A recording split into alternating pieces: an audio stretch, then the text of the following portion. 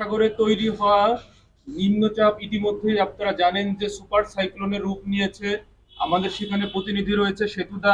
আমরা সেতুদার কাছে সরাসরি চলে যাচ্ছি। সেতুদা, আপনি কি আমাকে শুনতে পাচ্ছেন? হ্যালো হ্যালো, হ্যাঁ জি শফিক, আমি তোমাকে শুনতে পাচ্ছি, বলো বলো। আচ্ছা সেতুদা, এখনকার সেখানে কি পরিস্থিতি? সেখানে মানুষের কি যে যাদেরকে সচেতন করা হয়েছে তারা এখন কি পরিস্থিতি? সেখানে আসলে সাগর কতটা উত্তাল রয়েছে? যে আমি আবহাওয়া অধিদপ্তরের একটা সাইডে দাঁড়িয়ে আছি, এই দেখেন আমার পিছনেই মেশিনটা লাগানো আছে। তো আপনারা জানেন যে সবাইকে বলা হয়েছে নির্দিষ্ট স্থানে আসার জন্য, এবং গরু ছাগল তার সাথে করে নিয়ে আসার জন্য, এবং শুকনো খাবার, পর্যাপ্ত পানি, শুকনো কাপড় চোপড় সাথে রাখার জন্য বলা হয়েছে।